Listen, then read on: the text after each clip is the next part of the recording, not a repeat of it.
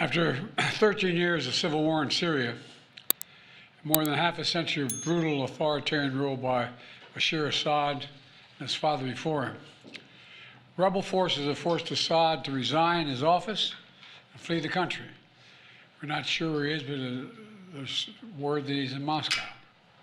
At long last, the Assad regime has fallen.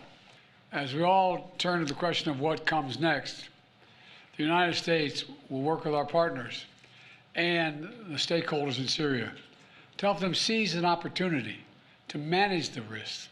The upshot for all this is, for the first time ever, neither Russia nor Iran nor Hezbollah could defend this abhorrent regime in Syria.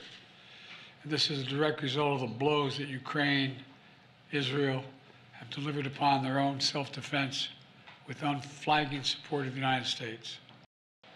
Our approach has shifted the balance of power in the Middle East.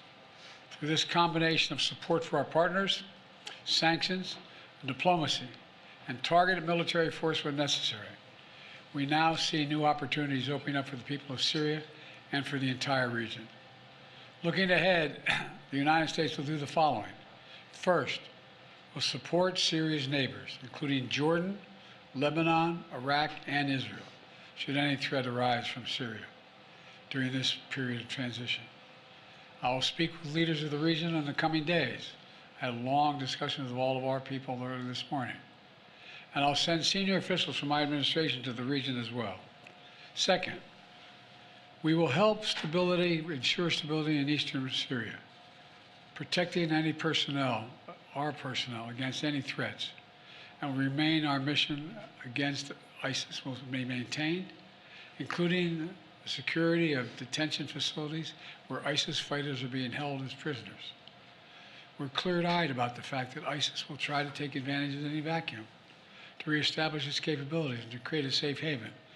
We will not let that happen. We will engage with all Syrian groups, including within the process led by the United Nations, to establish a transition away from the Assad regime toward independent, sovereign, independent, I want to say it again, sovereign Syria, with a new constitution, a new government that serves all Syrians. And this process will be determined by the Syrian people themselves. And the United States will do whatever we can to support them, including through humanitarian relief, to help restore Syria after more than a decade of war and generations of brutality by the Assad family. And finally, we will remain vigilant. Make no mistake, some of the rebel groups that took down Assad have their own grim record of terrorism and human rights abuses. We've taken note of statements by the leaders of these rebel groups in recent days, and they're saying the right things now. But as they take on greater responsibility, we will assess not just their words, but their actions. And we are mindful that there are Americans in Syria, including those who reside there, as well as Austin Tice, who was taken captive more than 12 years ago. We remain committed to returning him to his family.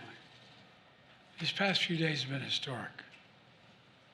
And it's in the days ahead that will determine the future of this country.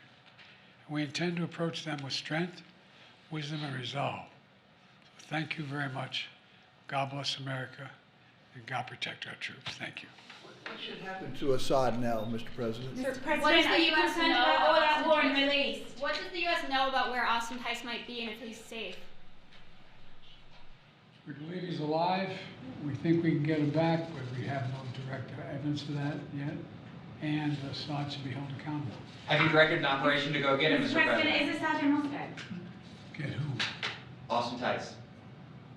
We won't want to get him out. Yes, sir. We have to identify